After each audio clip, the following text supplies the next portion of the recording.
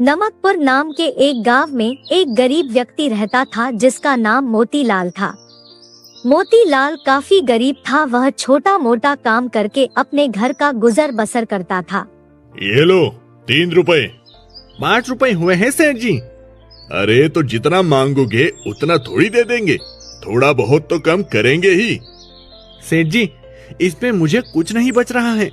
वैसे भी आपके पास तो धन की कोई कमी नहीं है, फिर मुझ गरीब का पैसा क्यों मार रहे हो? हाँ लल्लू, क्यों बेचारे का पैसा मार रहा है? 2 रुपए में तेरा क्या ही भला होगा। ऐसे ही सेठ नहीं बन गया हूँ, 2-2 रुपए जोड़े हैं तब यहाँ पहुँचा हूँ। ऐसा कहकर सेठ वहाँ से चला जाता है। ये लल्लू तो वाकई बहुत बड़ा लालची है।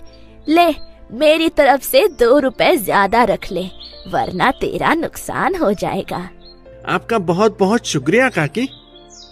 आज तो सेठ जी की गाड़ी चमका ही दूंगा। पिताजी, खेलो ना। चिंटू, दूर जाकर खेल, मैं अभी सेठ जी की गाड़ी साफ कर रहा हूँ। खेलो ना पिताजी। अच्छा ठीक है, ला बॉल फेंक। हाँ पिताजी, ये लो पकड़ो मेरी बॉल। चिंटू की बॉल सेठ की गाड़ी में लग जाती है, जिसकी वजह से गाड़ी का शीशा टूट जाता है। ये क्या किया तूने? माफ कर दो सेठ जी, गलती से ये शीशा टूट गया। अरे मूर्ख, तुझे पता भी है कि इसका शीशा कितना महंगा आता है?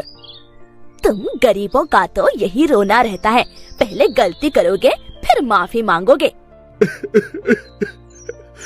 अब दोबारा ये गलती नहीं होगी मालकिन। नहीं, बिल्कुल नहीं, ये पैसे तेरी तनख्वाह से कटेंगे। हाँ, और आज से कहीं दूसरी जगह काम ढूंढ लेना। आज तो शीशा ही तोड़ा है, कल के हमारा घर तोड़ दिया तो। सेठ मोतीलाल को काम से निकाल देता है। क्या हुआ मोतीलाल, आज काम पर नहीं गया? क्या बताऊं काका, सेठ जी ने काम से निकाल दिया। लेकिन क्यों? छोड़ो ना काका, अब जो होना था सो हो गया। तो अब घर का खर्चा कैसे चलाएगा? वही तो नहीं समझ में आ रहा है। दोनों आपस में बात कर ही रहे होते हैं, तभी एक आदमी दौड़ते हुए आता है। अरे मोतीलाल, तुम यहाँ बैठकर बातें कर रहे हो और वहाँ तुम्हारा घर गिर गया। क्या? ये कैसे हो सकता है? अरे मिट्टी के घर ज्यादा टिकाऊ नहीं होते। अरे सारी बातें यही कर लोगे कि घर भी चलोगे? मोतीलाल अपने घर की तरफ रवाना हो जाता है। लगता है मेरी किस्मत ही खराब है। सुबह नौकरी चली गई और अब घर गिर गया। हे भगवान, क्यों आप हमारी परीक्षा ले रहे हो? मेरी बात सुन, नदी के पास एक गुफा है, वहाँ पर तुझे बड़े बड़े पत्थर मिल जाएंगे। काका, ये पत्थर का करेगा क्या? अरे रहने के लिए घर बनाएगा और क्या करेगा? हाँ, बारिश का मौसम है, अगर घर जल्दी से ठीक नहीं किया गया तो बड़ी मुसीबत खड़ी हो जाएगी। ठीक है, मैं गुफा से बड़े पत्थर लाने का बंदोबस्त करता हूँ। मोतीलाल गुफा की तरफ रवाना हो जाता है। यहाँ से खुदाई शुरू करता हूँ, यहाँ मुझे बड़े बड़े पत्थर जरूर मिल जाएंगे। मोतीलाल गुफा के अंदर खुदाई शुरू कर देता है। 3 घंटे बाद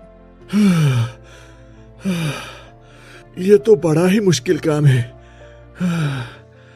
हालत खराब हो गई। मोतीलाल गुफा की खुदाई कर रहा होता है, तभी उसे चमकते हुए पत्थर दिखाई देते हैं। ये पत्थर तो चमक रहे हैं, कहीं ये वही तो नहीं जो मैं सोच रहा हूँ? मोतीलाल एक पत्थर लेकर गांव की तरफ रवाना हो जाता है। ये तो खरा सोना लागे से। अच्छा ठीक है, अब मैं चलता हूँ। ठीक से। देने वाला जब भी देता देता छप्पर फाड़ के। अब तो मेरी पूरी जिंदगी बदल जाएगी। गुफा का सारा सोना मेरा। मोतीलाल रोज गुफा में जाता और थोड़ा सोना बेचकर अपने खर्चे चलाता। देखते ही देखते मोतीलाल गांव का सबसे अमीर आदमी बन जाता है। ज्यादा पैसा आने के कारण मोतीलाल घमंडी हो जाता है। 2 मिनट में तुम सबकी जमीन खरीद सकता हूँ। जमीन तो दूर की बात है, मैं तुम गांव वालों को भी खरीद सकता हूँ। इतना अहंकार अच्छा नहीं है मोतीलाल। भूल मत, कुछ महीनों पहले तू कैसे मारा मारा फिर रहा था। हाँ, आज पैसे आए तो तू अपने संस्कार और अपना समय ही भूल गया। जाओ जाओ, संस्कार से बड़ी चीज है पैसा, जो मेरे पास तुम लोगों से ज्यादा है। मोतीलाल लालची और घमंडी बन गया था। मैं ये कहती हूँ, अब हमें गुफा का सारा सोना सरकार को दे देना चाहिए। लेकिन क्यों? क्योंकि भगवान की दया से आज हमारे पास सब कुछ है। अब हमें किसी चीज की जरूरत नहीं है। नहीं नहीं, वो सोना मेरा है और मैं उस सोने से दुनिया का सबसे अमीर आदमी बनूंगा। अब तो आप लालच कर रहे हो। अधिक लालच भी हानिकारक होता है। ज्ञान देने की कोई जरूरत नहीं है, जाओ अपना काम करो। मोतीलाल किसी की बात नहीं सुनता। एक दिन मोतीलाल पूरा सोना निकालने का फैसला करता है। आज चाहे जितनी मेहनत करनी पड़े, मैं इस गुफा का सारा सोना निकाल कर ही रहूंगा और फिर बनूंगा दुनिया का सबसे अमीर आदमी। मोतीलाल बड़े बड़े पत्थर निकालने लगता है और गुफा के अंदर सुरंग बनती चली जाती है। मोतीलाल सुरंग बना ही रहा होता है, तभी अचानक भूकंप का झटका आ जाता है।